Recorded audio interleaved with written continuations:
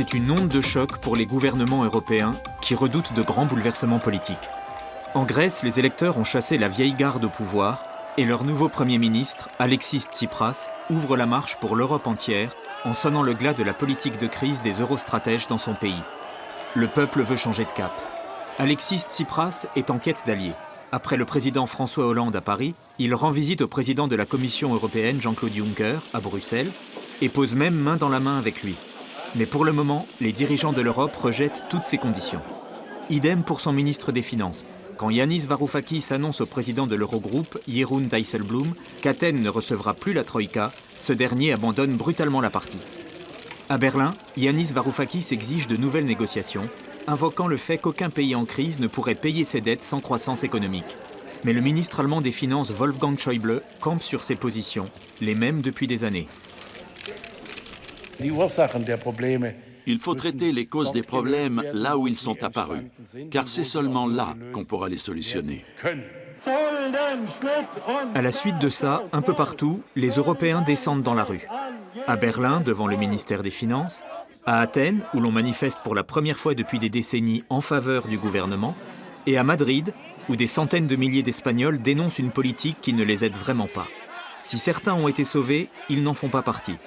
Les plans de crise des pays de la zone euro ont fait plus de mal que de bien jusqu'ici. Mais comment a-t-on pu en arriver là ?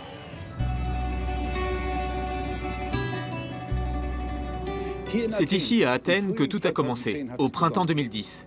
L'État grec est surendetté, mais les autres pays de la zone euro tiennent à lui éviter la faillite. Les ministres des Finances dégagent alors des milliards d'euros de crédits, piochés dans les caisses de leurs États, pour préserver la solvabilité de la Grèce. En contrepartie, les Grecs vont devoir se soumettre à une institution dont l'existence n'est prévue dans aucun traité ni constitution, la Troïka.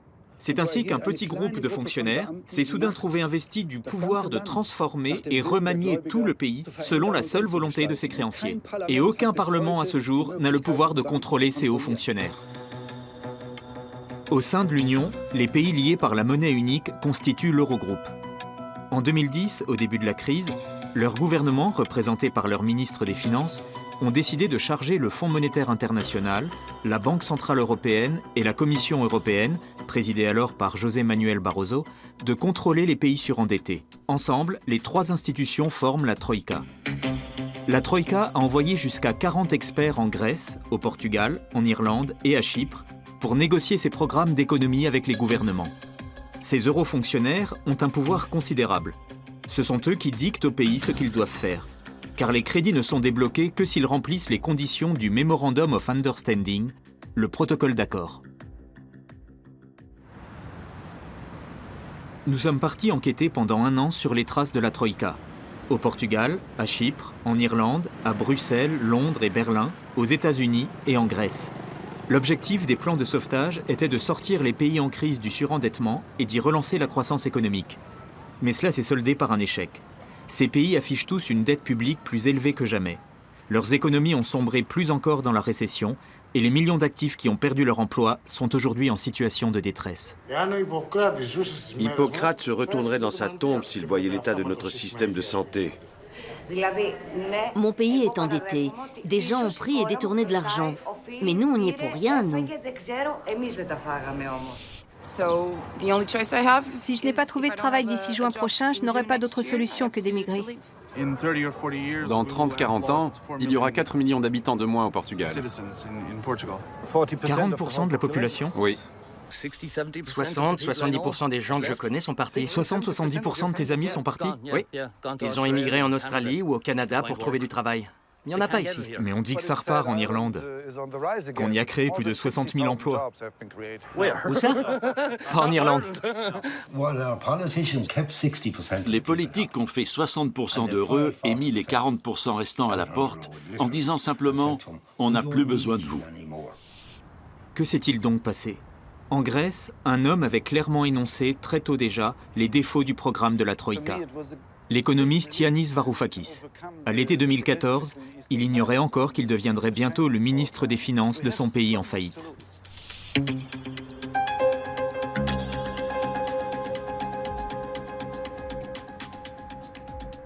The Troika La Troïka visitait nos capitales, Dublin puis Lisbonne. Et à Athènes, elle s'y conduisait comme ce vieux radin d'Ebenezer Scrooge à l'hôpital des enfants.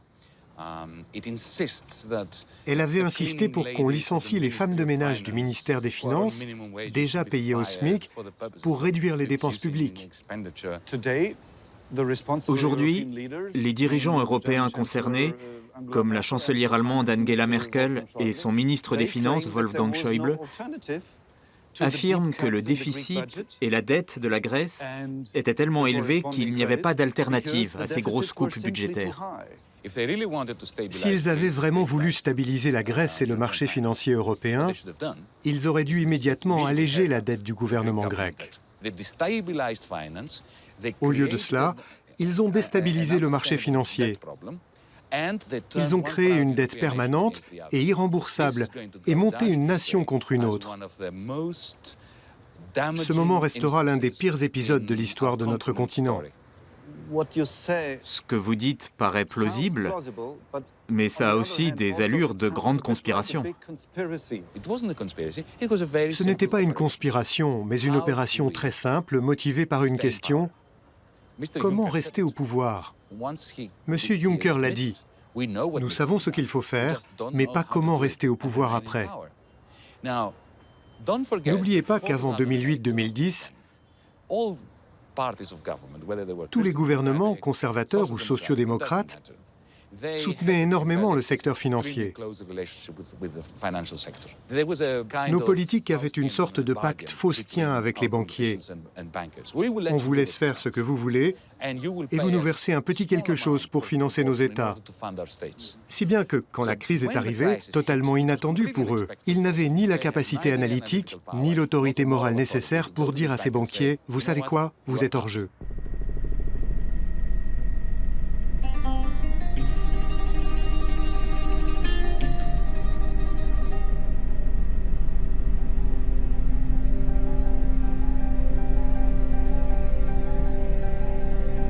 À l'origine, la crise est née de ce que, pendant des décennies, les gouvernements grecs ont dépensé plus d'argent qu'ils n'en percevaient.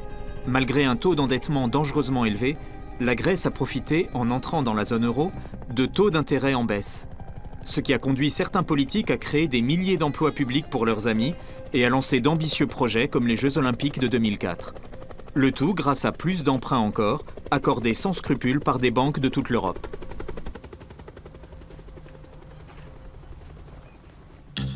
Les complexes sportifs, aujourd'hui en ruine, ont coûté 7 milliards d'euros.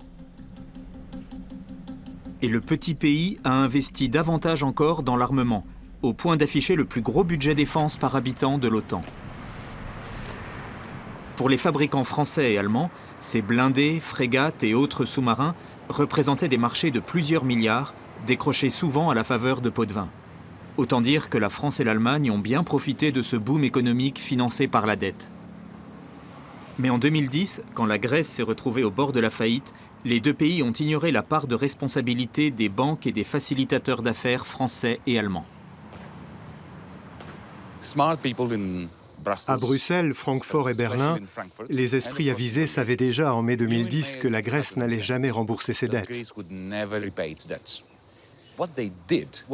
Ils ont fait comme si la Grèce n'était pas insolvable, mais seulement en manque temporaire de liquidité. Ils ont agi comme des banquiers véreux de troisième zone, accorder le plus gros crédit de l'histoire aux plus insolvables des États. C'est un crime contre l'humanité. En faisant cela, ils ont condamné la Grèce à un endettement permanent. Et ils ont monté une nation européenne contre une autre. Car Berlin a dit aux ouvriers allemands, qui sont souvent à la limite du seuil de pauvreté eux-mêmes, bien qu'ils travaillent 8 à 10 heures par jour, nos hôpitaux allemands doivent faire des économies, mais nous allons donner 110 à 130 milliards d'euros aux Grecs. Or, c'est faux. Cet argent, les Grecs n'en ont jamais vu la couleur. C'est aux banques qu'on l'a donné. Des banques françaises et allemandes pour l'essentiel. Ils ont menti à la fois aux Grecs et aux Allemands. Aux Grecs en leur disant « nous vous avons évité la faillite » et aux Allemands en disant Les Grecs ne sont pas sérieux, on les punit en leur imposant un plan d'austérité. Mais solidarité européenne oblige, on va leur prêter de l'argent.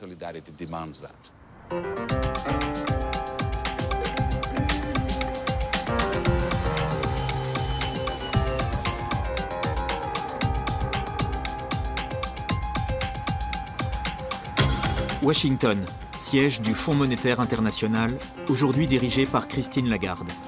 Ses experts sont rompus à la gestion des crises d'endettement. C'est ce qui a poussé les États de la zone euro à intégrer le FMI dans le projet en tant que créancier. Ici, l'octroi des crédits dépend des 24 directeurs exécutifs représentant les États membres. Et quand le cas de la Grèce s'est présenté, certains avaient pourtant tenté de résister. Paolo Nogueira Batista, qui siège au conseil d'administration en tant que directeur exécutif brésilien, incarne cette voix critique.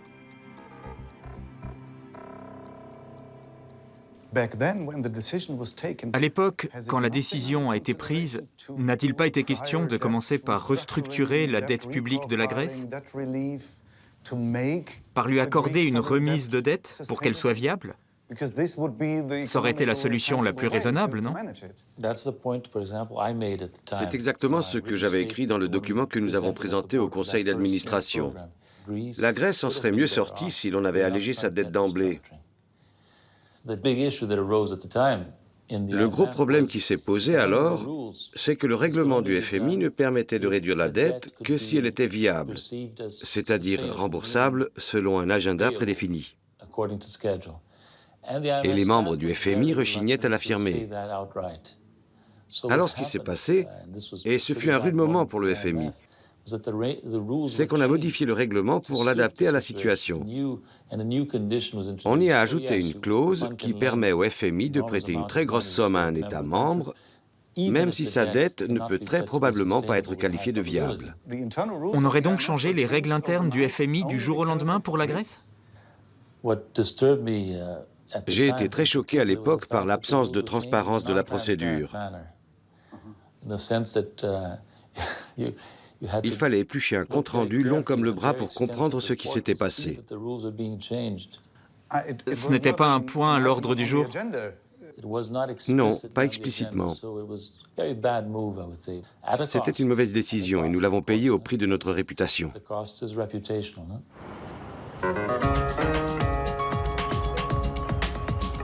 Pourquoi les Européens ont-ils manigancé ce putsch secret au sein du FMI? L'ex-conseiller de José Manuel Barroso, à l'époque président de la Commission, a suivi cela de près. Les décideurs du FMI ont été mis en minorité par le directeur général d'alors, Dominique Strauss-Kahn. Comme il briguait la présidence en France, il ne voulait pas imposer de pertes aux banques françaises. De leur côté, les banques allemandes ont convaincu Angela Merkel qu'il serait dramatique qu'elle perde de l'argent. Alors, les gouvernements de la zone euro ont décidé de faire comme si la Grèce traversait seulement des difficultés temporaires. Et ils ont contourné un principe essentiel du traité de Maastricht, la clause de non-renflouement. Ils ont prêté de l'argent à Athènes, non pas pour sauver la Grèce, mais les banques françaises et allemandes qui avaient eu l'inconscience d'accorder des prêts à un État insolvable. Connaissez-vous le montant des sommes en jeu pour les banques françaises et allemandes? Pour les banques françaises, 20 milliards d'euros. Pour les banques allemandes, 17 milliards. Et voilà comment on a évité d'accorder d'emblée une remise de dette à la Grèce, alors qu'on savait parfaitement bien quelles conséquences cela allait avoir. Le représentant grec au FMI de l'époque en a la preuve. La conversion de la dette était la grande absente dans ce programme. La remise de dette, vous voulez dire? Remise de dette et participation du secteur privé.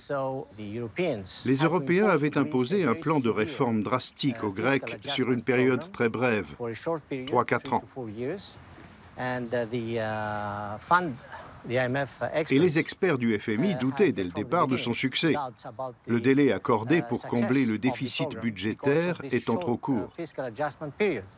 En mars 2010, les experts du FMI ont envoyé un email à la Commission européenne. Je peux vous montrer ce qu'ils avaient écrit. Volontiers. Ce programme va considérablement réduire le pouvoir d'achat dans le pays et y provoquer une profonde récession qui mettra sérieusement le tissu social en danger. Il l'avait dit dès le départ. Ça voudrait dire qu'on a sacrifié la Grèce sur l'autel de la stabilité du marché financier mondial. C'est exactement ça, oui.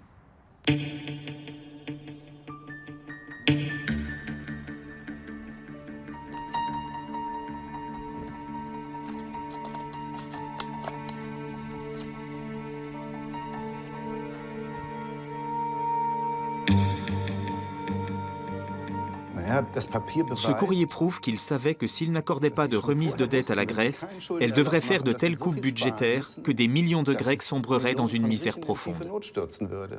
Et ils l'ont fait. En 4 ans, l'État grec a réduit ses dépenses d'1 tiers. Rapporté à l'Allemagne, cela représenterait une économie de 390 milliards d'euros, l'équivalent d'un budget annuel de la République.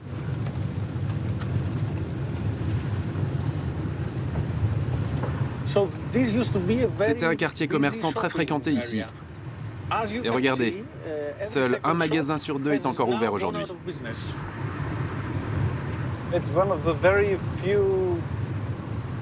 C'est un des rares indices visibles de la crise, n'est-ce pas?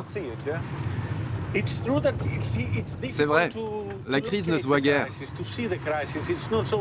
Ça tient essentiellement à la grande solidarité qui règne au sein des familles.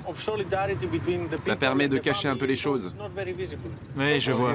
Ici aussi, tout est fermé. À cela s'ajoute le fait que tous ces gens de la classe moyenne, les petits commerçants qui ont dû fermer boutique, se retrouvent sans couverture sociale. Ils n'ont plus accès au système de santé publique, par exemple. Certains sont même passés en dessous du seuil de pauvreté.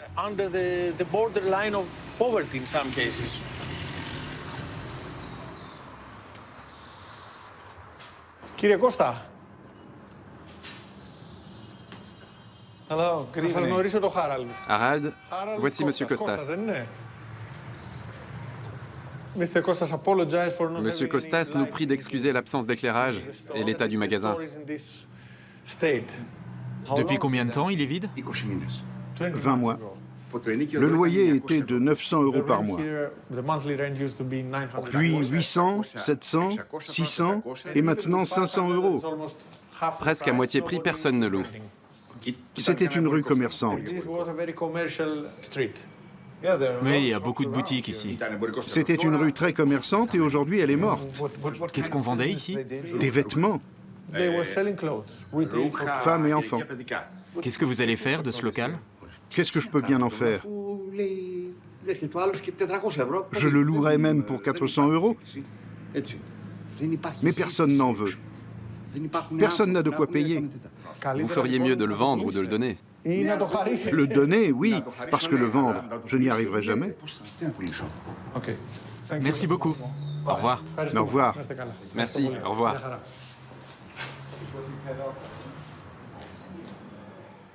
Avant la crise, avant que la politique d'austérité ne soit effective, on pouvait encore prétendre qu'elle avait un impact positif sur l'économie.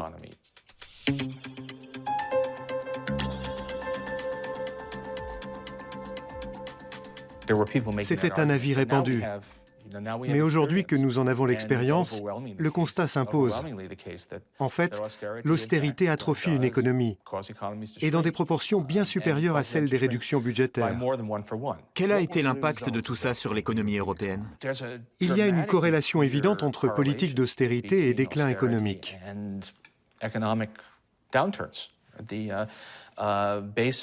À chaque euro gagné à la faveur d'une augmentation d'impôts, ou plus encore d'une réduction des dépenses budgétaires, le PIB chute d'1,30 € à 1,50 € en moyenne. C'est comme cela que ces économies se sont effondrées. Ils ont aggravé les choses alors? Tout à fait.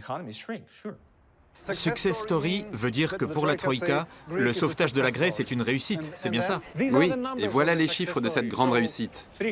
300 000 logements vides, 40 000 chômeurs et sans cesse de nouveaux impôts. 3 millions de personnes non assurées qui n'ont aucun accès aux soins. Réduction de 50% des réserves des fonds de pension. 29% de chômage au total et 60% chez les jeunes. Liquidation des biens publics, des forêts et des côtes. 4500 suicides. Ce que bien des gens ont du mal à comprendre, surtout les Allemands, si je peux me permettre, c'est que l'économie est une boucle. L'argent circule. Vous m'achetez quelque chose, je vous achète autre chose. Ma dépense est votre revenu. Votre dépense est mon revenu. Alors, si tout le monde doit dépenser moins en même temps, les revenus de chacun vont chuter, eux aussi. Si l'on dit « le secteur privé est surendetté, il doit réduire ses dépenses, et le secteur public aussi », à qui sommes-nous censés vendre? Ça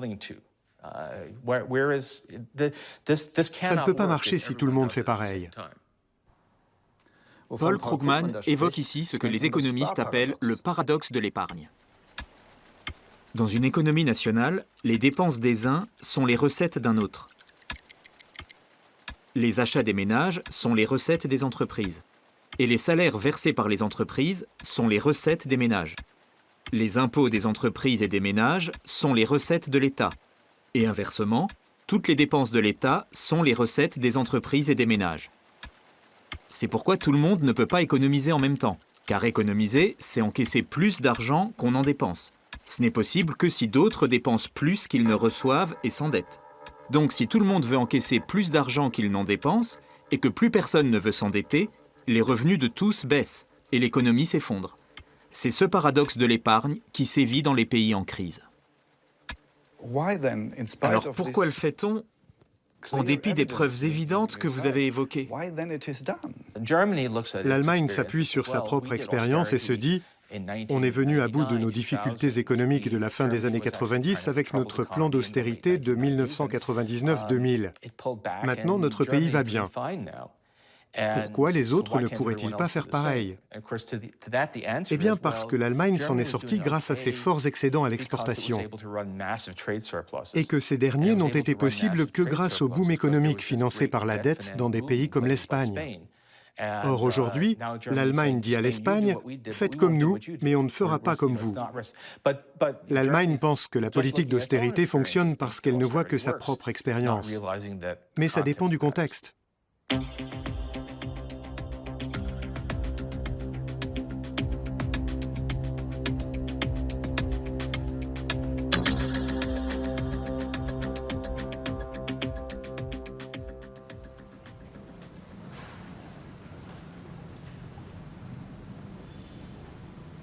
Les décisions de la Troïka ont souvent été complètement arbitraires. En Grèce, elle a obtenu en force ce que ses commanditaires n'auraient jamais imposé à leur propre pays. Un plafonnement des dépenses de santé à 6% seulement du PIB. À l'échelle européenne, la moyenne est de 8%, et en Allemagne de 10%. Parallèlement, l'activité économique a considérablement reculé en Grèce. Le gouvernement conservateur de l'époque a dû finalement réduire son budget santé d'un tiers. Les conséquences sont désastreuses. 3 millions de Grecs, un quart de la population environ, n'ont plus accès à l'assurance maladie ni aux soins médicaux. L'endroit semble avoir été quitté depuis peu. L'activité pourrait reprendre dès demain. Près de 40% des hôpitaux du pays ont été fermés, et la moitié des 5000 médecins du public licenciés. Mais cela ne semblait pas inquiéter le ministre de la Santé à l'époque.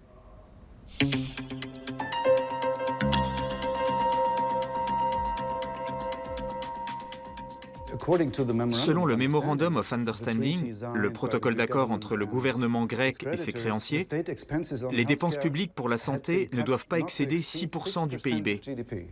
C'est largement inférieur aux 8% de la moyenne européenne. Les chiffres ne doivent pas dépasser ce taux, c'est vrai. Mais comme la Grèce sort de la crise, le PIB va remonter. Et l'an prochain, nous aurons plus d'argent. Mais vous avez bien moins de médecins. Ils étaient plus de 5000 avant. Aujourd'hui, ils ne sont plus que 2000. Ce qui s'est passé est très simple. Avant, ils travaillaient moins, 3 heures seulement. Maintenant, ils travaillent 7 heures. Un peu court pour justifier ce qui en réalité est une catastrophe humanitaire pour le pays. Des centaines de milliers de Grecs ne trouvent plus de médecins pour se faire soigner dans les hôpitaux et cabinets publics. C'est pourquoi des bénévoles ont créé partout des consultations externes provisoires pour soigner les cas les plus graves. Dans cette clinique de fortune à Athènes, 100 médecins et 200 secouristes travaillent bénévolement durant leur temps libre. Heureusement, ils peuvent compter sur les dons de citoyens allemands et autrichiens qui pratiquent la solidarité européenne refusée par leur gouvernement.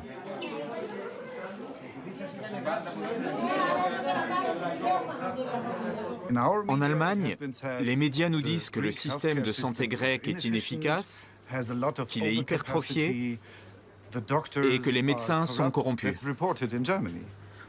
Effectivement, notre système de santé nécessitait d'importantes réformes, mais il avait besoin d'une réparation, pas d'une démolition.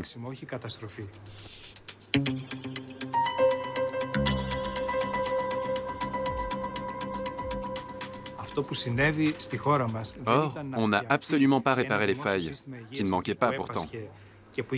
Bien au contraire. On a simplement fichu en l'air tout ce qu'il y avait de bien. Et aujourd'hui, dans mon pays, la Grèce, il n'existe plus de système de santé publique digne de ce nom. Avant, les malades atteints de sclérose en plaques touchaient une pension d'invalidité de 67%, mais elle est tombée à 35%. Cette diminution a pour conséquence que la majorité d'entre nous n'est plus assurée. On ne peut plus se payer de couverture sociale avec des revenus aussi faibles. On n'a même pas de quoi se loger et se nourrir. C'est ici, dans notre pays, qu'Hippocrate est né. Notre pays est celui qui a transmis la médecine au monde. Je suis sûr que si Hippocrate voyait ce qui se passe avec le système de santé, il se retournerait dans sa tombe. Aujourd'hui, des centaines de gens meurent dans tout le pays. Des centaines par mois, pas par an. Ils meurent et ce chiffre n'apparaît nulle part. Mais nous, les médecins, nous le savons, car un malade qui n'a pas accès au système de santé publique est condamné à mourir. La Troïka prétend qu'elle n'est pas coupable, que c'était le gouvernement grec ou tel ministre qui ne faisait pas bien son travail. Mais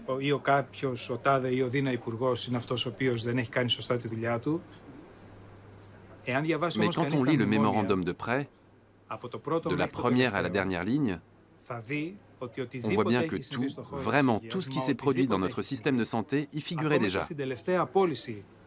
Même les licenciements des médecins et des personnels soignants. C'était les conditions de la Troïka. Pourquoi a-t-elle imposé ces mesures?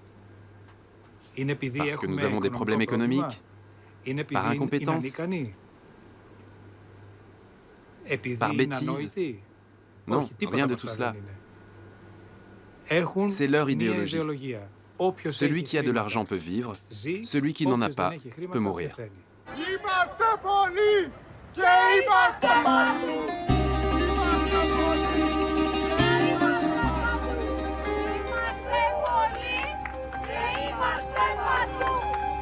Nous sommes nombreux, de plus en plus nombreux. C'est le slogan de ces malades privés de soins qui manifestent devant le Parlement grec. Leurs arguments semblent avoir été entendus. Le nouveau gouvernement veut remettre le système de santé publique sur pied. De nombreuses aberrations dans la politique de la Troïka sont connues depuis des années, y compris au sein du Parlement européen.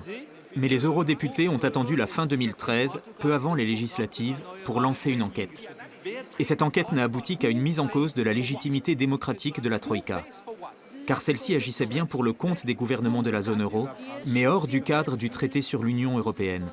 Elle échappait ainsi à tout contrôle parlementaire, et les eurodéputés ont laissé faire durant près de 4 ans. La majorité conservatrice n'a jamais vraiment voulu savoir comment la Troïka avait établi son pouvoir.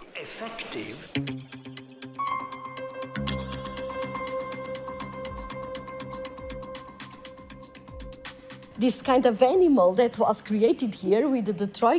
un monstre que l'on a créé là. La Troïka et ses mécanismes sortent complètement du cadre des institutions de l'Union européenne. C'était juste un accord intergouvernemental. Ce qui montre bien qu'il manque quelque chose dans l'architecture de la zone euro.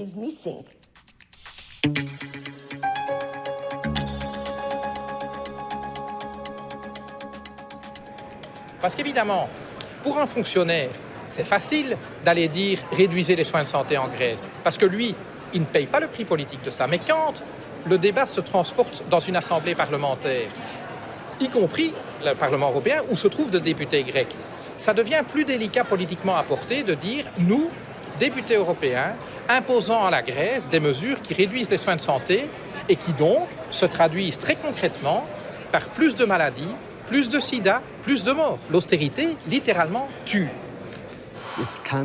Il se peut que certaines mesures n'aient pas donné les résultats spectaculaires espérés.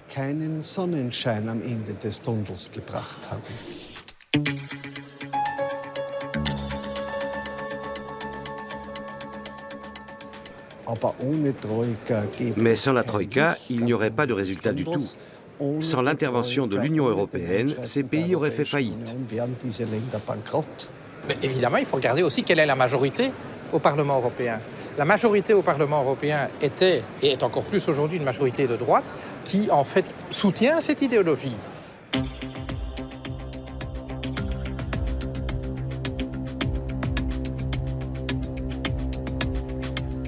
La Troïka a imposé en plus des réformes dites structurelles aux pays en crise.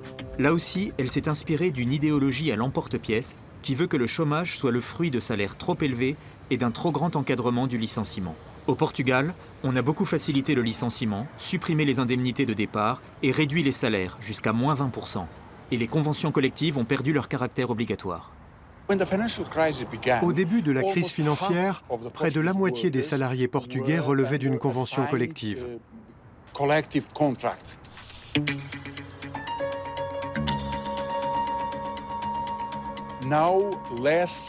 Aujourd'hui, ils sont moins de 6%.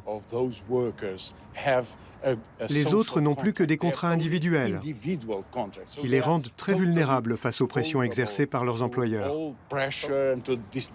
On a démonté tout le système des conventions collectives ? Complètement, oui. De la moitié à moins d'un vingtième. C'est un tout autre modèle social, une autre façon d'organiser la société. Absolument, oui, c'est le cas. En principe, le programme de la Troïka était censé relancer l'économie et ravir les employeurs. Mais a-t-il vraiment aidé les chefs d'entreprise ?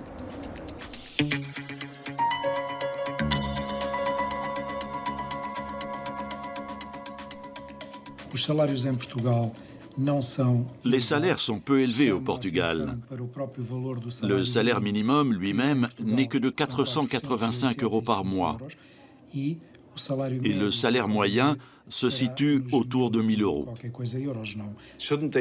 Ne devrait-il pas se fier davantage à votre expérience d'entrepreneur sur le terrain qu'à leur analyse abstraite ? En effet, ils devraient prendre notre avis en considération. La politique des bas salaires correspondait à un modèle de développement qui est dépassé. Selon une enquête réalisée au sein de notre confédération d'entrepreneurs, la réforme du marché du travail n'est que la 7e des priorités. Nous l'avons clairement dit à la Troïka. Le Portugal a besoin de nouveaux modèles de développement reposant sur des produits à valeur ajoutée innovants et sur des salaires à la hauteur de ces innovations et de ces produits. Qu'est-ce que vous avez dit exactement aux représentants de la Troïka ? Nous leur avons exposé de façon répétée nos conclusions. Ils nous ont écoutés, certes, mais ils n'ont quasiment rien fait de ce que nous leur avions suggéré.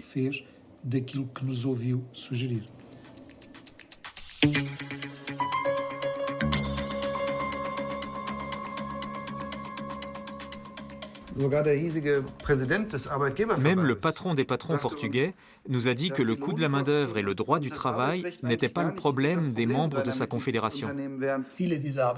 Nombre de ces réformes du marché de l'emploi ont été très utiles pour relever la compétitivité des entreprises. Mais le coût de la main-d'œuvre et le droit du travail ne font pas tout. Ces réformes du marché du travail auraient dû permettre à plus d'actifs de trouver un emploi. Mais c'est souvent le contraire qui se produit. Nous avons l'exemple d'un conducteur de bus qui travaille pour une grande entreprise de transport portugaise et dit gagner beaucoup moins qu'avant. Avant, comme chauffeur de bus, je pouvais toucher jusqu'à 1300, 1400 euros chaque mois. C'était le salaire moyen d'un chauffeur en comptant les heures supplémentaires. Mais maintenant, on plafonne à 900 euros. Votre patron est satisfait au moins? Est-ce que son entreprise est solide et prospère? Est-ce qu'il investit dans de nouveaux bus ou de nouvelles lignes? Non, ça ne marche pas comme ça. Il n'y a plus d'embauche et nos heures supplémentaires sont moins bien payées qu'avant. Ceux qui sont là travaillent plus, tout simplement. Ce genre de réforme du marché de l'emploi, qui vise simplement le travailler plus pour gagner moins, n'a-t-il pas exactement l'effet inverse, c'est-à-dire que le taux d'emploi baisse au lieu de monter? C'est ce dont le secteur économique a besoin pour être compétitif. Mais il me semble avoir lu dans vos rapports, en particulier le dernier que j'ai là, que les salaires avaient chuté de 8% en moyenne et que ce n'était pas encore assez. Si le Portugal fait ça et que les pays concurrents lui emboîtent le pas, on va se retrouver dans une véritable course à la baisse des salaires à l'échelle européenne ou même à l'échelle mondiale. C'est ce que les Américains appellent le « race to the bottom ». Quand est-ce que ça va cesser? Quand va-t-on dire « le coût de la main-d'œuvre est assez bas, on peut s'arrêter là ». Dans la situation où il se trouve actuellement, le Portugal se doit de devenir compétitif.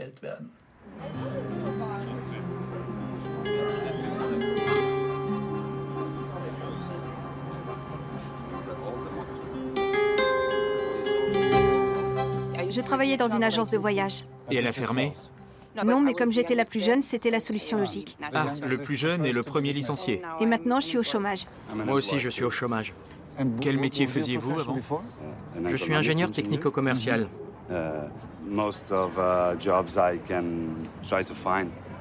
Dans la plupart des offres que je trouve, le salaire est encore plus bas que mon allocation chômage. C'est insupportable. Je ne peux pas me permettre d'avoir un enfant. Avec 550 euros par mois, j'arrive à peine à me nourrir moi-même.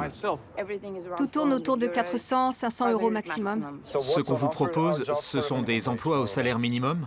Encore moins le plus souvent. Quand vous lisez l'annonce et calculez le total, ça ne fait même pas le salaire minimum. C'est classique de se voir proposer un travail qualifié pour 500 euros. Même avec un diplôme universitaire? Oui, bien sûr. Les familles ont toutes beaucoup investi dans ce qui semblait être le plus gros problème du Portugal, la qualification des ressources humaines. On a beaucoup investi dans les diplômes universitaires. On a fait de gros progrès. Et tout d'un coup, il n'y a plus de travail pour tous ces jeunes. Même s'ils sont hautement qualifiés? Eux en particulier, oui. Et comme on réduit les salaires sans investir, ils ne trouvent pas de travail au Portugal et ils émigrent. C'est une vraie fuite des cerveaux. En faisant cela, on élimine les conditions nécessaires à une croissance future.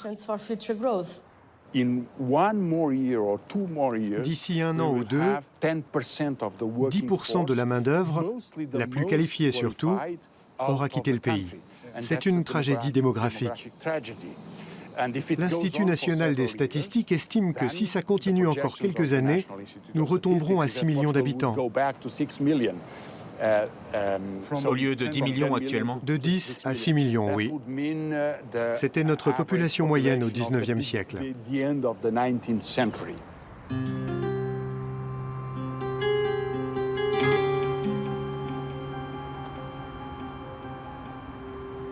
La politique de la Troïka contraint les Portugais à l'exil. Les queues devant les consulats s'allongent. Elle aurait pourtant pu agir autrement, en limitant par exemple les profits monstres des exploitants privés de ponts et d'autoroutes. Mais à ce niveau, selon l'ancien juge à la Cour des comptes Carlos Moreno, rien de conséquent n'a été fait. Et quand ses confrères de la Cour constitutionnelle portugaise ont déclaré les coupes budgétaires anticonstitutionnelles, la Commission européenne les a traités d'activistes politiques, nous rappelle la juriste et députée portugaise Isabel Moreira. Même en Irlande, l'élève modèle de la Troïka, seules les petites gens paient le prix de la crise. alors que les géants comme Apple et Google avaient empoché 31 milliards d'euros de bénéfices non déclarés au fisc rien qu'en 2011, comme l'a révélé l'économiste James Stewart. Les élites sont épargnées. À la classe moyenne et aux pauvres, tous les sacrifices. En Grèce, la Troïka a imposé des licenciements massifs, notamment celui des 595 femmes de ménage du ministère des Finances. Ces dernières ont manifesté des mois durant et installé un campement au pied du bâtiment. Une persévérance qui a stimulé les contestataires et alimenté la campagne. Le nouveau ministre des Finances leur a déjà rouvert les portes du ministère, car leur licenciement, loin de constituer une économie, enrichissait les agences d'intérim privées. Et parallèlement, le salaire minimum avait considérablement baissé, sous la pression de la Troïka.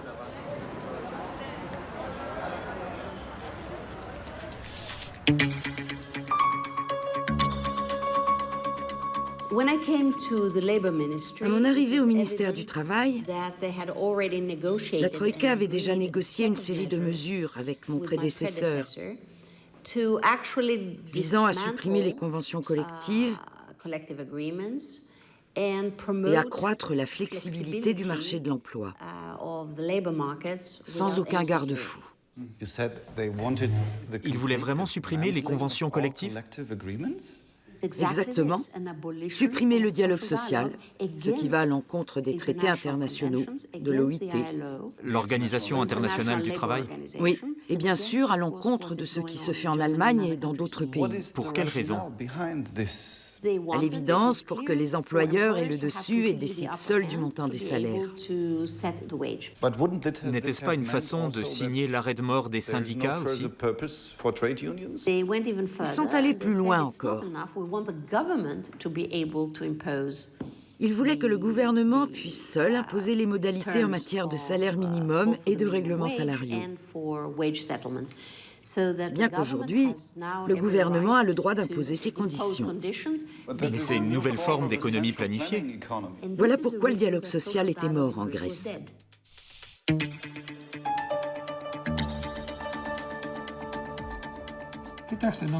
La Troïka, le gouvernement et le Premier ministre de l'époque, Loukas Papadémos, trouvaient que le salaire minimum, fixé alors à 751 €, était trop élevé vu la situation économique de la Grèce. Ils voulaient donc le revoir à la baisse. Or, ni les syndicats, ni même les employeurs n'étaient de cet avis. Tous les partenaires sociaux avaient signé le mémorandum adressé au gouvernement. Regardez, je l'ai ici.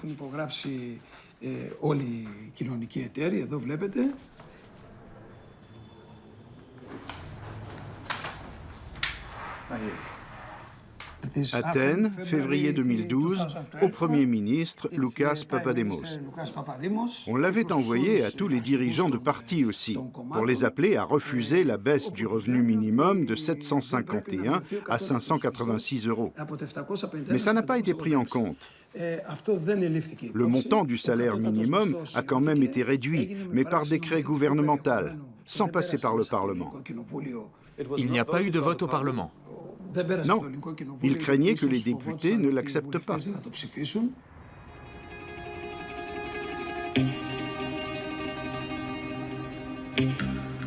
Le SMIC grec s'élève à 586 € par mois désormais. Avec ce passage de 4,41 € à 3,44 € de l'heure, 3,5 millions de ménages ont plongé plus encore dans la pauvreté. Le nouveau gouvernement promet de revenir à l'ancien montant.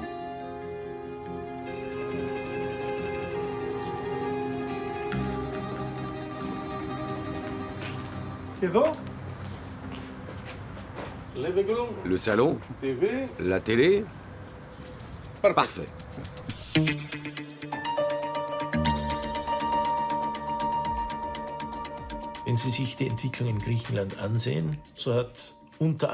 Si vous suivez l'évolution de la Grèce, vous verrez que son salaire minimum, excessivement élevé, a quasiment ruiné l'emploi dans le secteur de l'exportation. Bien sûr, les syndicats étaient contre. Mais curieusement, toutes les organisations patronales l'étaient aussi.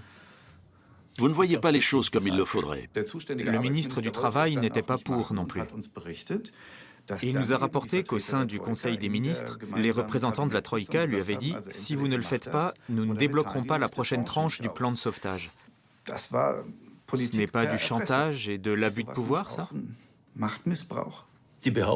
Il est absurde d'affirmer que le montant du salaire minimum grec n'avait pas de répercussions au niveau économique, tout comme de dire que sa diminution a des effets négatifs sur l'économie.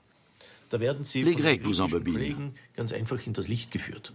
Moi aussi, je serais sceptique si les syndicalistes étaient les seuls à tenir ce discours. Mais quand j'entends des économistes tout à fait classiques qui travaillent pour des banques ou des organisations patronales dire que ça n'a servi à rien si ce n'est à aggraver les choses, chez moi, le doute s'installe.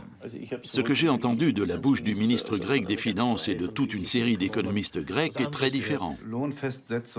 Dans tous les pays en crise, la tarification, les conventions collectives, la réforme et la libéralisation du marché de l'emploi font partie des plans de redressement. Or, le traité sur l'Union européenne stipule que la Commission n'est pas compétente en matière de tarification, conventions collectives et négociations salariales.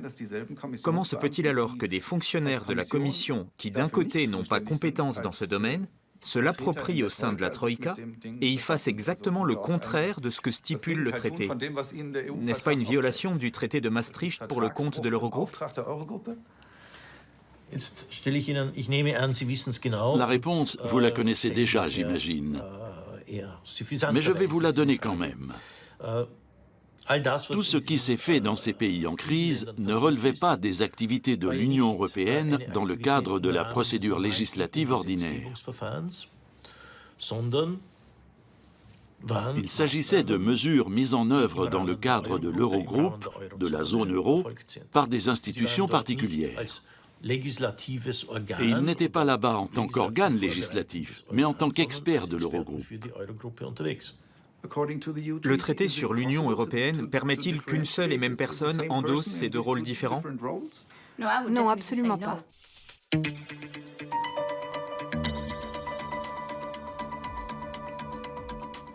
La Commission européenne est la gardienne du traité. Elle est tenue de le respecter à tout moment. Elle ne peut pas le mettre de côté et tout se permettre sous prétexte qu'elle fait partie de la Troïka elle aussi. La Commission doit respecter le traité en toutes circonstances. Et pour moi, c'est évident qu'elle ne l'a pas fait. C'est loin d'être le seul débordement dans ce flou juridique. À Athènes, la délégation est allée jusqu'à s'ériger en législateur et à exercer du chantage sur les ministres. Voilà le courrier officiel que j'ai reçu. Madame la ministre, ce texte n'est pas acceptable.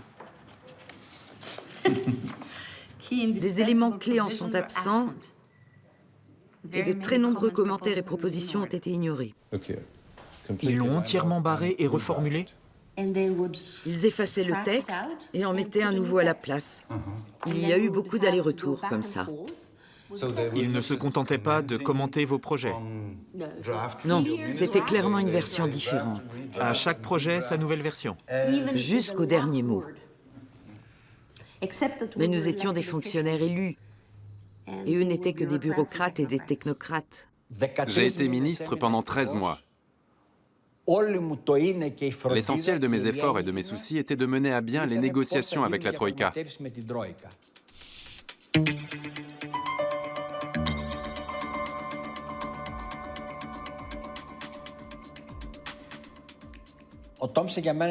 Paul Thompson a été un négociateur hors pair.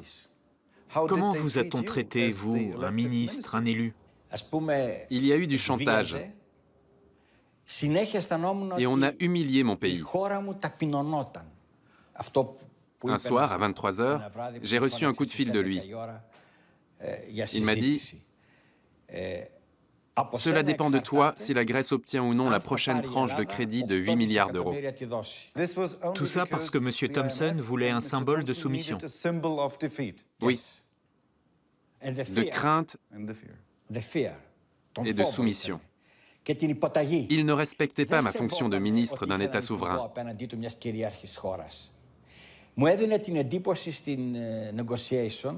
Pendant les négociations, j'ai eu l'impression qu'il me considérait comme le représentant d'un pays non seulement endetté, mais aussi corrompu.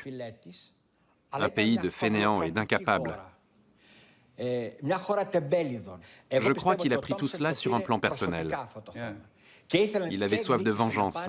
Il voulait nous humilier, montrer qu'il avait raison. Ce que l'ancien ministre décrit là est stupéfiant.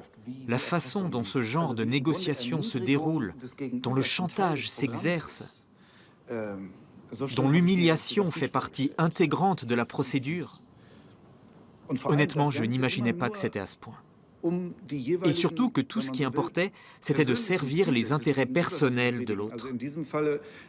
Dans ce cas précis, le négociateur du FMI avait des résultats à fournir à ses supérieurs, donc ne pouvait absolument pas tenir compte du bien fondé ou de l'ineptie de ces mesures pour l'administration publique grecque. Il s'en fichait royalement. Tout ce qui lui importait, c'était d'arriver à imposer ceci et cela. Le pire qui puisse arriver à un pays, c'est de tomber sous la coupe de bureaucrates internationaux qui croient savoir mieux que lui ce dont il a besoin. En Grèce, par exemple, l'ampleur de l'intervention reste stupéfiante. Le programme de la Troïka est si détaillé que l'on dirait un programme de gouvernement complet. N'est-il pas très risqué, en général, de confier un tel pouvoir à des fonctionnaires non élus qui ne sont redevables devant aucun Parlement? Ils peuvent faire ce qu'ils veulent. En effet, je pense que c'est un problème majeur pour l'Europe, ces fonctionnaires non élus qui décident de tout à Bruxelles. Les technocrates apatrides, comme les appelait De Gaulle. Cette bureaucratie internationale existe aussi à Washington, bien sûr. Et j'en fais partie moi-même. Je suis tellement loin des problèmes. Je ne suis jamais allé en Grèce et je n'ai jamais observé la réalité sur place. J'aimerais vraiment pouvoir y aller. Dès que l'occasion se présentera, j'irai. On ne peut pas vraiment sentir les problèmes d'un pays dans un environnement protégé comme Washington ou Bruxelles. Et il est dangereux pour un pays que des décisions cruciales pour l'avenir de ses citoyens repose entre les mains de gens qui ne connaissent pas la situation. Quand il s'agissait de favoriser les élites, la Troïka a fermé les yeux. En octobre 2010, la Française Christine Lagarde, alors ministre des Finances, transmet une liste à son homologue grec. Elle comprend plus de 2000 noms de Grecs détenant un compte auprès de la succursale suisse du groupe HSBC. À elle seule, la banque abrite plus de 2 milliards d'euros mis à l'abri du fisc par des Grecs fortunés. Mais à Athènes, le ministre ainsi que les fonctionnaires de la Troïka vont taire l'existence de cette liste pour éviter l'ouverture d'enquêtes. En 2012, une personne bien informée transmet la liste à un journaliste pour qu'il la publie.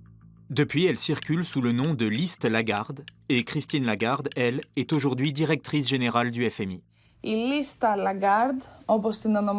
liste Lagarde est arrivée en Grèce en septembre 2010.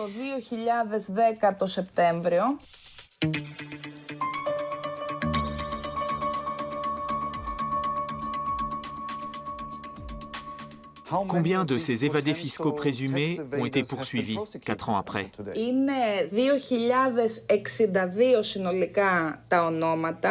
La liste contient 2062 noms.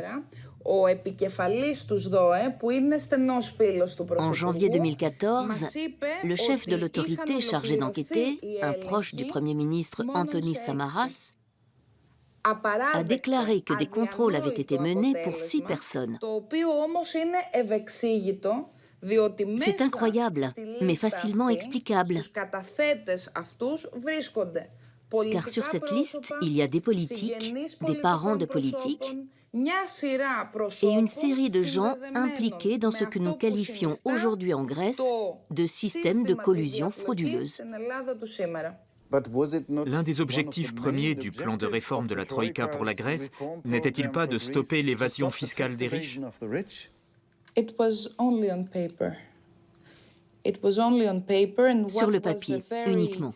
C'est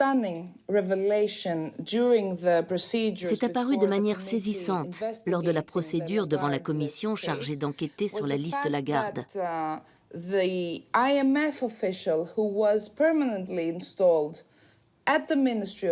Il s'est avéré que le représentant du FMI, détaché auprès du ministère grec des Finances, avait dissuadé les fonctionnaires du fisc d'étudier de près ces cas et cette liste. Le salaire minimum a été imposé d'une main de fer. Pourquoi n'a-t-on pas usé de la même intransigeance pour obtenir l'ouverture d'enquête sur chacun des évadés fiscaux présumés de la liste fournie par Madame Lagarde? Ce sont les orientations politiques de la Grèce qui ont déterminé son système fiscal, comme en Allemagne, au Danemark ou en France. Et le fisc grec était ce qu'il était. Dans les pays en crise, on trouve extrêmement injuste que la privatisation des biens publics et la structure de la fiscalité profitent encore à ceux qui ont souvent contribué eux-mêmes à la crise en pratiquant l'évasion fiscale. Pourquoi n'est-on pas intervenu à ce niveau? C'est effectivement une évolution fâcheuse qui tient aussi à la maturité du système politique, aux circonstances de la crise, etc. Cela tient surtout au fait qu'à l'évidence, les responsables de la Troïka se fichaient de savoir à qui leur programme profitait ou nuisait, surtout dans le cas de privatisation forcée. Dans tous les pays en crise, la Troïka a imposé au gouvernement de vendre le plus de biens publics possible et au plus vite. Ce faisant, elle permet aux spéculateurs de réaliser des gains monstres. L'État grec a même créé le TAIPED pour vendre et valoriser ce qu'il possède, des bâtiments officiels aux îles, en passant par le réseau électrique. Ce fonds privé bazarde tout à la manière d'eBay, et le Parlement n'a même pas son mot à dire. Tout ce que l'État possède encore et dont il peut tirer quelque chose se trouve ici. Des plages, des bâtiments publics, des régions touristiques entières, et bien sûr, les escroqueries vont bon train, surtout quand il y a des milliards en jeu. The development of Hellinikon is expected to benefit the local and wider economy, attracting more than 7 billion euros of investment to reinvigorate Athens, Greece and overall tourism. Ce clip présente le projet du gagnant de l'un des plus gros appels d'offres de l'État, la privatisation de l'ancien aéroport d'Athènes, réaménagé en 2004 pour les Jeux Olympiques.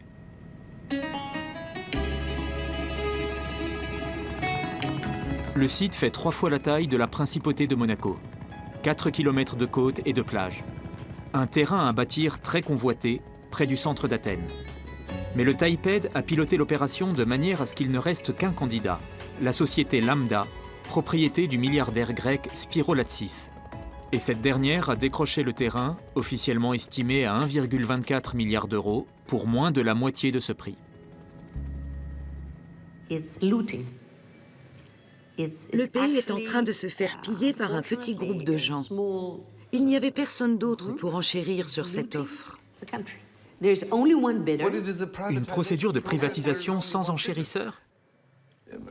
Dans un tel cas, normalement, on interrompt le processus et on repousse la vente de 2 ans. C'est vrai, mais pas dans la Grèce de la Troïka. Quel intérêt les autres pays de la zone euro ont-ils à soutenir ce pillage de la Grèce? Il s'agit de servir les intérêts des grands groupes. La crise est une bonne occasion de s'emparer des richesses de notre pays.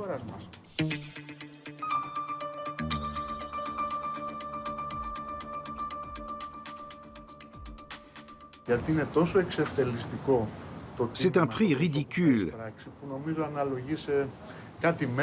qui suffira tout juste à rembourser quelques mois de la dette. Ça n'a aucun sens. C'est l'ex-ministre des Finances Giannis Tournaras qui a orchestré tout cela.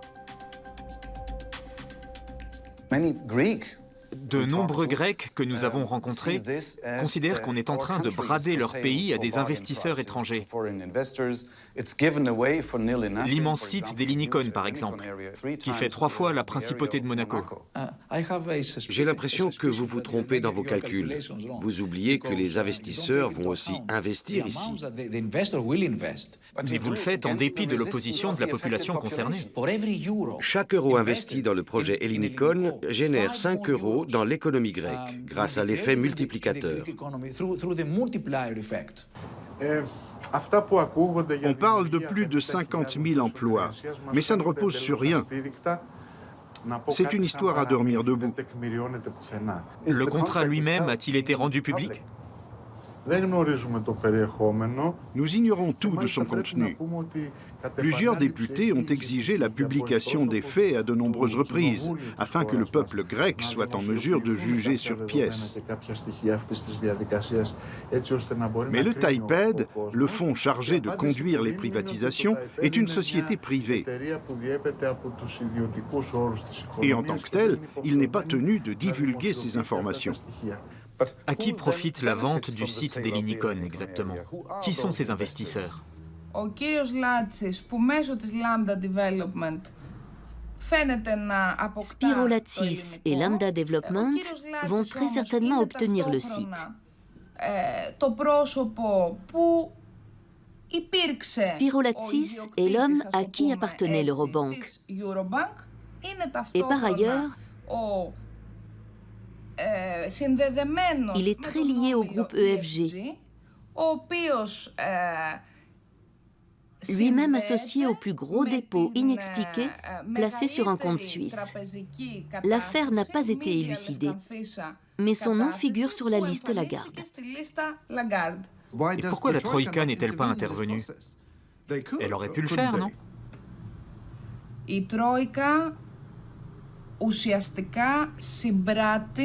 La Troïka a largement soutenu cette politique criminelle, et ce, au détriment de l'intérêt général, des citoyens grecs, de la société grecque, et bien sûr au détriment de la prochaine génération.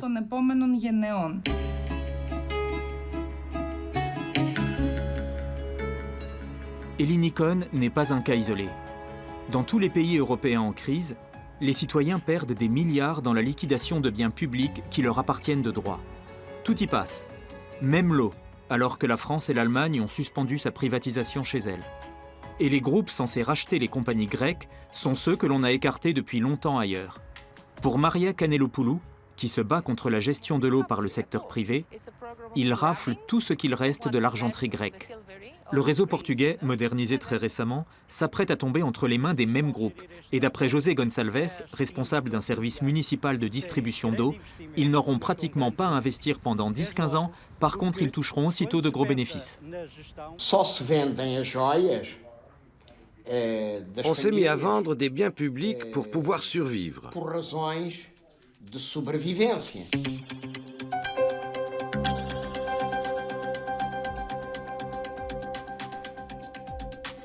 Para mim, é o castigo. On nous punit à tous les niveaux. Cortam os ordenados, aumentam les salaires dégringolent, les impôts grimpent,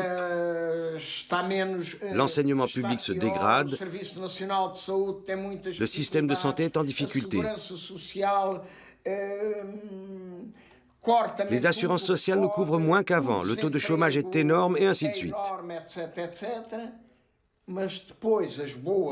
Alors que les entreprises en bonne santé, on les vend sans nous dire comment, sans nous donner de détails à des sociétés qui possèdent déjà quasiment le monde entier.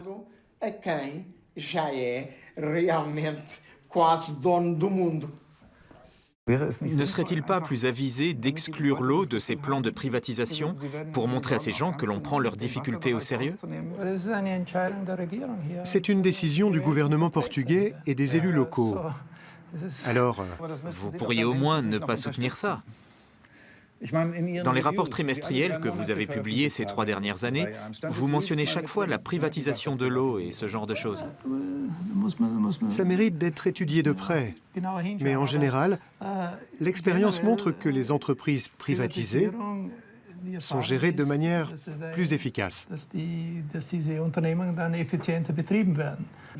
Jusqu'ici, l'expérience prouve le contraire. La France, pionnière en matière de privatisation de l'eau, est en train de la remunicipaliser car toutes ces communes ont fait de mauvaises expériences. Peut-être, mais je suis certain que l'on tient compte ici des expériences faites dans d'autres pays. Les entreprises impliquées ici sont celles qui ont déjà mal géré les choses ailleurs. C'est pourquoi j'ai des doutes. Mais la privatisation de la banque BPN est un cas à part. Elle avait été nationalisée en 2008 pour éviter le risque de course au guichet. Ce qui était probablement une bonne chose, car la situation était délicate à l'automne 2008. L'opération a coûté 5 milliards d'euros à l'État portugais. Et puis tout d'un coup, dans le mémorandum d'accord entre la Troïka et le gouvernement, en juin 2011, il apparaît que la banque devra être revendue dans un délai d'1 mois. Que fait cette clause dans ce contrat? Pourquoi écrit-on dans un protocole d'accord qu'une banque X devra être vendue 1 mois au plus tard après la signature? Je ne souhaite pas apporter de commentaires sur des cas particuliers. D'accord. Merci beaucoup de m'avoir accordé cette interview. Merci à vous. Merci.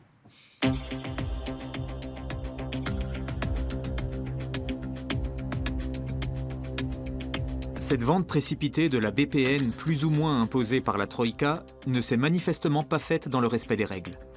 La banque se retrouve dans l'escarcelle du groupe financier angolais BIC. Et ce n'est sûrement pas un hasard si le directeur de la branche portugaise est Diogo Freitas do Amaral, ex-ministre issu du parti au pouvoir à Lisbonne. Mais personne ne veut me fournir de détails. Le représentant du FMI n'est pas le seul à se taire. Nous n'avons essuyé que des refus de la part du fonctionnaire concerné à la Commission européenne et du gouvernement portugais. Nous avons interrogé le ministre des Finances, le ministre du Travail, le ministre d'État, tous ont nié en bloc. Le Parlement a tout de même créé une commission d'enquête et João Semedo, membre de l'opposition, a mis des détails étonnants en lumière.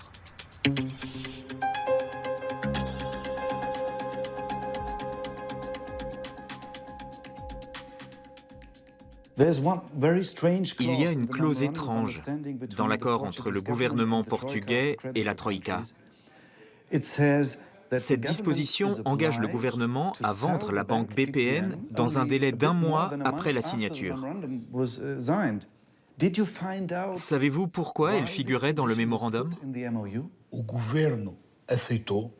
Nous pensons que si le gouvernement l'a accepté, c'est parce qu'il avait déjà choisi l'acquéreur. C'est très étrange, car cette clause signalait aux acheteurs potentiels que l'État devait vendre à n'importe quel prix. Oui. Autrement dit, il n'avait aucun pouvoir de négociation. Le gouvernement portugais a même aggravé les choses. La vente s'est faite tellement vite que d'autres acheteurs n'ont même pas eu le temps de se faire connaître. Mais pourquoi? Pour des raisons purement politiques. Comme le gouvernement tient à avoir de bonnes relations avec la finance angolaise, il a vendu la BPN 40 millions d'euros, ce qui n'est rien pour une banque avec autant de succursales. L'un des principaux actionnaires est la fille du président angolais. Nous savons que la fille du président de la République d'Angola a été impliquée à de nombreuses reprises déjà dans toutes sortes de versements et de financements illicites.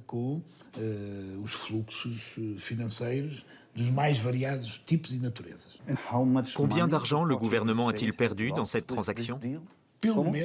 Au moins 5 000 millions d'euros.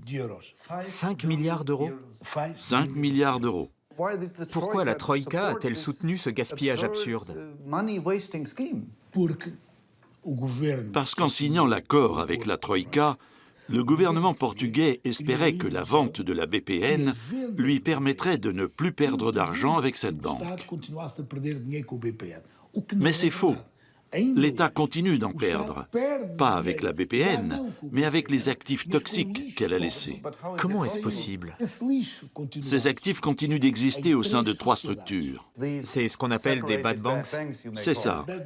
Des bad banks créés par l'État pour y placer les actifs toxiques de la BPN. C'est absolument scandaleux que la Troïka et les institutions qui la composent aient pu autoriser une transaction aussi ruineuse.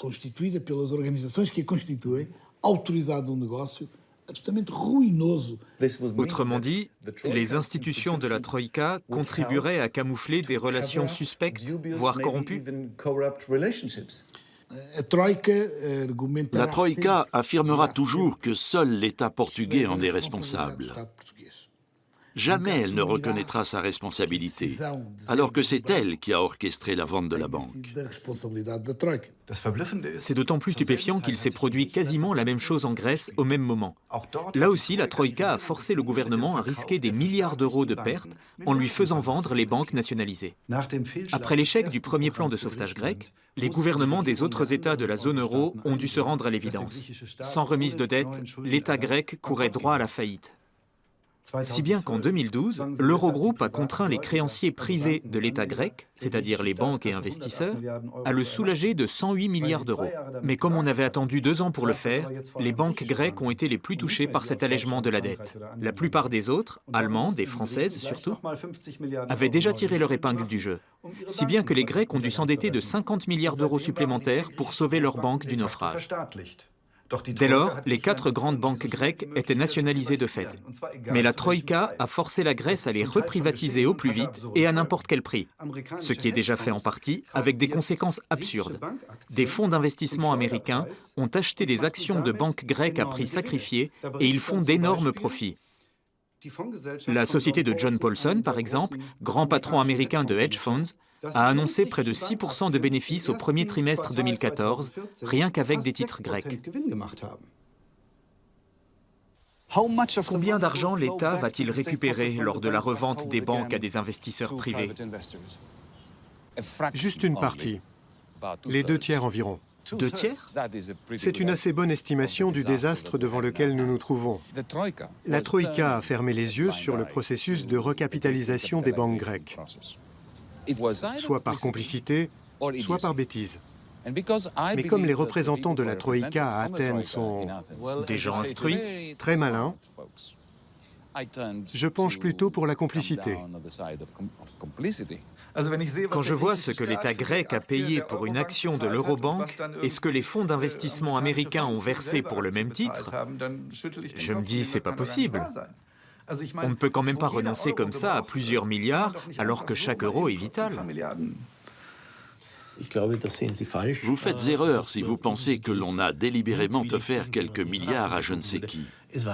C'est tout simplement qu'une quantité phénoménale d'argent s'est perdue dans la fusion du système bancaire grec.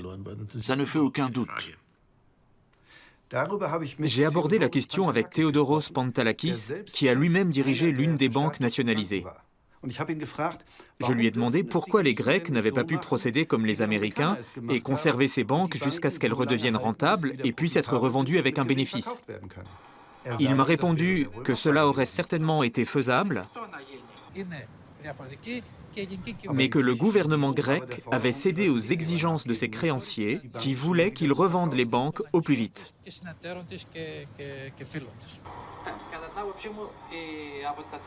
C'est pour cela, selon lui, que sur près de 40 milliards d'euros, l'État n'en récupérera que 25 au mieux. Ce qui suppose une perte de 15 milliards d'euros pour la Grèce, l'équivalent des économies réalisées sur son budget santé depuis 2010. J'ai demandé ensuite à Theodoros Pantalakis pourquoi il en était ainsi. Voici son explication. C'est l'autorité des marchés. C'est pour cela que nous payons. Les marchés se calment quand ils ont leur part du gâteau. C'est le prix de l'équilibre. Si les Grecs ont chassé leur gouvernement, c'est justement parce qu'il s'est trop docilement soumis à la pression des créanciers à leur goût. À charge pour la nouvelle équipe de négocier l'arrêt de liquidation avant qu'il ne soit trop tard.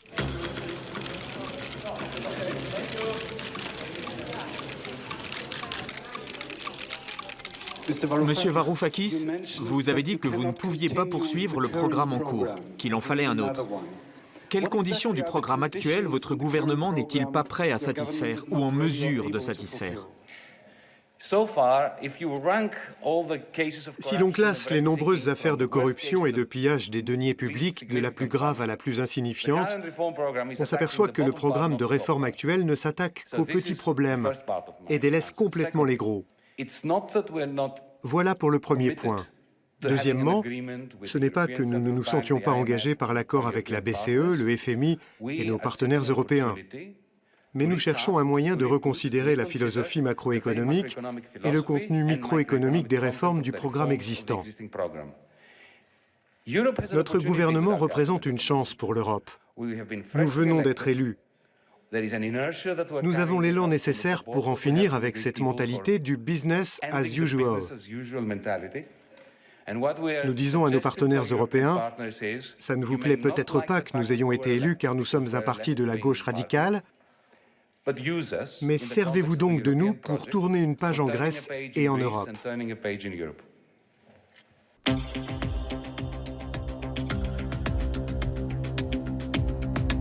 Chypre est le dernier pays de la zone euro à avoir eu besoin de crédits d'urgence début 2013 suite aux spéculations malheureuses de ses banques.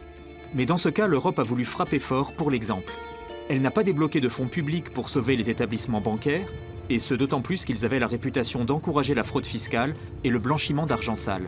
C'est pourquoi les ministres des Finances de la zone euro ont obligé le gouvernement chypriote à faire assumer les milliards d'euros de pertes par les clients des banques, contrairement à ce qui s'était fait dans tous les autres pays en crise. Mais il s'est produit quelque chose d'étrange. Afin d'éviter que la course au guichet ne s'étende à la Grèce, la Troïka a contraint les banques chypriotes à vendre leurs filiales grecques, et ce à un prix extrêmement bas. De nombreux Chypriotes en déduisent qu'on les a escroqués de plusieurs milliards d'euros. Est-ce possible ?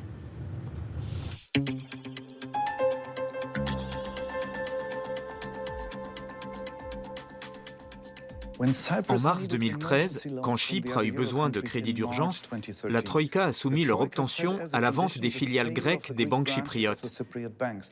Quelle a été la conséquence pour les Chypriotes ? Les deux grandes banques de Chypre se sont aussitôt retrouvées insolvables, car nous avons quasiment donné ces succursales à la Grèce.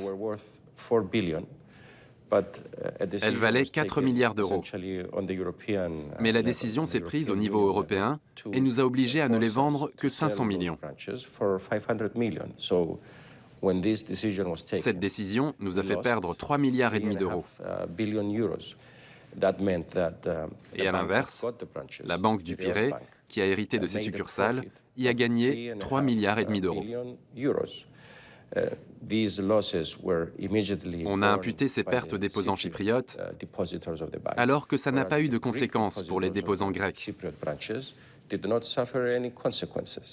Qui a pris cette décision exactement ? L'Eurogroupe, la Troïka, en Grèce et à Chypre, avec les banques centrales.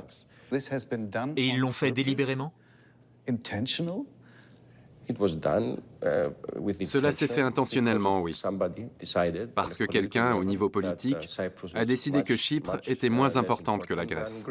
Vous voulez dire que l'Eurogroupe a décidé sciemment de déposséder les Chypriotes pour transférer leur fortune du côté grec ? Ils ont pris l'argent des investisseurs chypriotes et l'ont donné à une banque grecque. C'est exactement cela. Pour moi, c'est l'un des plus gros scandales de l'histoire de la zone euro. Cette transaction a rapporté des milliards à certains. Mais le Parlement et le gouvernement chypriote ont donné leur accord, eux aussi. Oui, mais nous avions le pistolet sur la tempe. On nous a forcés à accepter, car nous étions en faillite. C'est une grave accusation portée contre les ministres et fonctionnaires des autres pays de la zone euro, la BCE et la Commission européenne. Je vais même être plus clair encore. Chypre a été victime d'un pillage éhonté à l'échelle de l'État. Je le répète, ces transactions ont rapporté des milliards à la Banque du Pirée. Au niveau privé aussi ? Bien sûr. Le PDG de la Banque du Pirée, Michael Salas, avait des créances douteuses dans l'une des banques vendues. Il en avait pour plus de 150 millions d'euros. Et cette créance a été annulée au moment de la transaction. En gros, nous leur avons donné notre argent. Que savez-vous du rôle de la Banque centrale européenne ici ? Je pense que son rôle est très discutable et qu'il doit faire l'objet d'une enquête. C'est une accusation grave, non ? Si c'est vrai, ça veut dire que des hauts responsables de la BCE et de la Commission ont volé 3,4 milliards d'euros aux Chypriotes avec la bénédiction des ministres des Finances de l'Eurogroupe. Tout ça dans un pays dont le PIB n'est que de 17 milliards d'euros.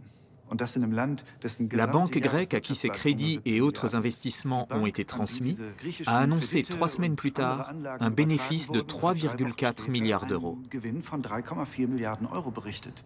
Si cet argent avait été à la disposition des banques chypriotes, on n'aurait jamais dû l'enlever des mains des déposants de ces banques.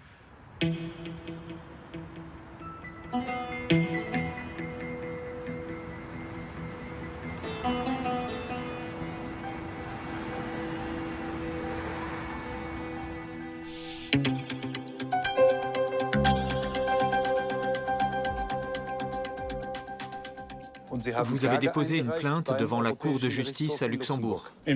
À Luxembourg, oui. Quelle est l'ampleur de la somme perdue par les clients que vous représentez? Plus de 100 millions d'euros au total. Et cette centaine de clients que vous avez, ce sont des entreprises ou simplement des gens fortunés? Des gens ordinaires, je dirais. Des entreprises aussi, bien sûr, mais surtout des gens ordinaires. Des retraités, par exemple, qui avaient placé une partie de leur retraite à la banque. Que reprochent-ils aux institutions européennes? Ils leur reprochent d'avoir agi au mépris du droit européen. Car l'Eurogroupe, la Banque centrale européenne, la Commission et le Conseil en particulier n'ont pas respecté la Charte des droits fondamentaux de l'Union européenne. Et bien sûr, ils ont agi au mépris du principe d'égalité et de non-discrimination.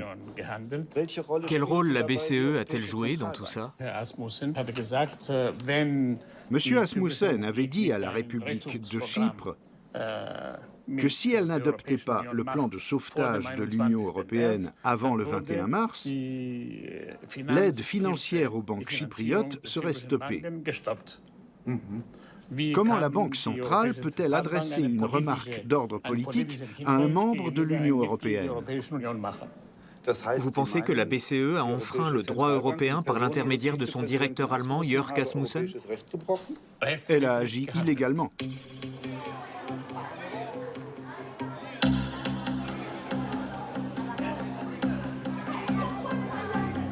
Si procès il y a, Michael Saris sera un témoin important, car c'est lui qui, en tant que ministre des Finances, a mené les négociations pour Chypre.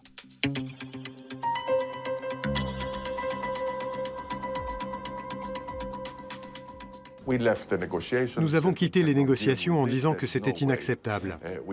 Puis l'équipe de Joachim Almunia a rendu son arbitrage à Bruxelles. À l'époque, il était commissaire à la concurrence. La décision est tombée et ils ont aussitôt fait un profit de 3 milliards de dollars. Ça veut dire que la banque grecque insolvable avait été sauvée du jour au lendemain. N'est-ce pas injuste? Si, et ils nous l'ont dit sans détour. Soit nous acceptions le plan et tout ce qui allait avec, notamment des pertes pour les déposants, soit nous quittions la zone euro.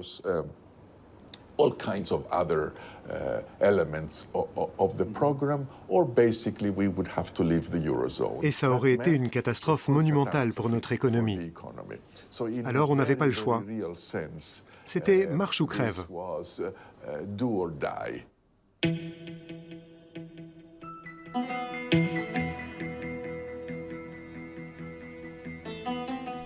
La Commission et la BCE ont-elles offert des milliards en douce à la Grèce? Un indice fort étaye cette accusation.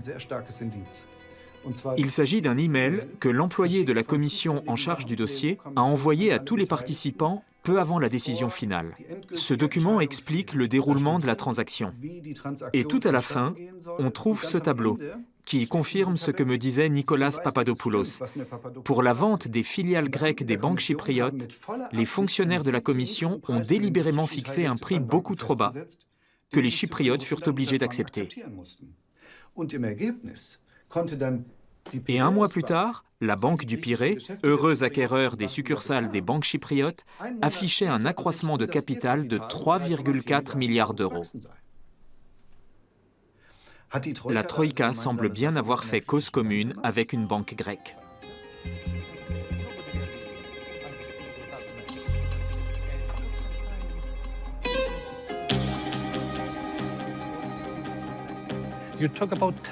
C'est 10% du PIB du pays que l'on a transféré hors de Chypre avec cette vente.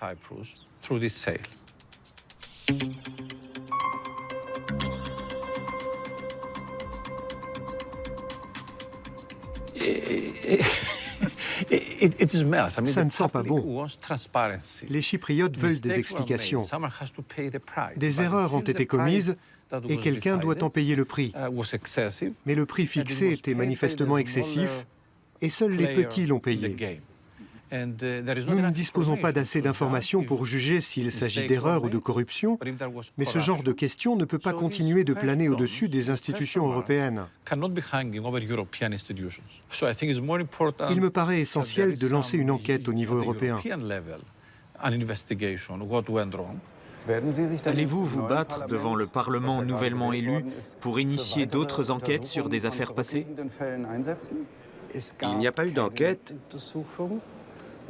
et il n'y aura pas de commission d'enquête parce qu'il n'y a pas lieu d'en nommer une. Beaucoup de gens ne voient pas les choses du même œil. Je comprends, mais il faut avoir les compétences pour en juger. Est-il vraiment impossible de demander des comptes aux responsables au sujet des erreurs commises? Je le maintiens, l'action de la Troïka a été un grand succès. L'action de la Troïka était nécessaire. Le Parlement l'affirme aussi à une large majorité. Et il n'y avait guère d'alternative au travail de la Troïka. Nous devons tirer les leçons des dysfonctionnements, les leçons de cette action. Mais avec le recul, il est évident que c'était la seule possibilité que nous ayons. Et ces succès nous donnent raison. C'est précisément cette attitude de Bruxelles et Berlin qui monte les citoyens contre cette Europe-là. Et c'est la raison pour laquelle les Grecs ont élu un gouvernement prêt à se dresser contre cela.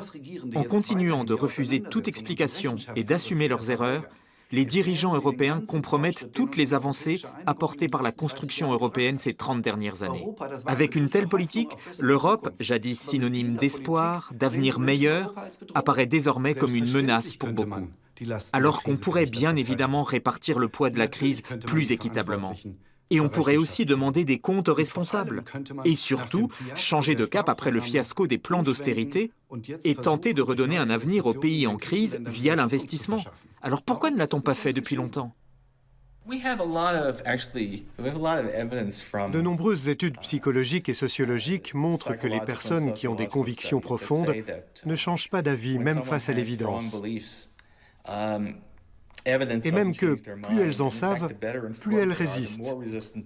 Ce n'est pas très surprenant, mais très éclairant. Les gens ont leurs propres valeurs, et vous pourrez faire tous les calculs que vous voulez pour leur démontrer qu'elles sont absurdes, vous n'obtiendrez que leur colère. Ils ne changeront pas d'avis.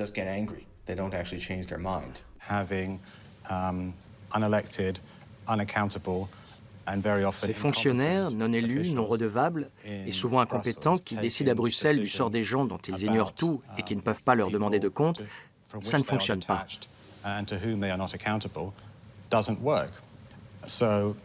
Ainsi, quand Angela Merkel prend des décisions politiques aux conséquences terribles pour le peuple grec ou portugais, elle n'a de compte à rendre qu'à ses électeurs allemands.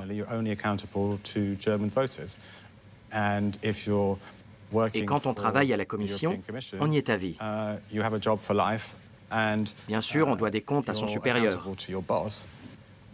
mais certainement pas pour les souffrances que l'on a pu causer.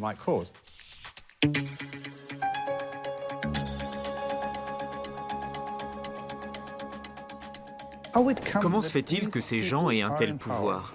Pourquoi le confier à des fonctionnaires qui ne risquent rien dans ce jeu? C'est extraordinaire en effet qu'avec une conception du monde aussi étroite, ils aient réussi à prendre le contrôle des institutions et à avoir une telle influence sur la vie de millions de gens dans toute la zone euro. Ces partis pris idéologiques sont très difficiles à expliquer.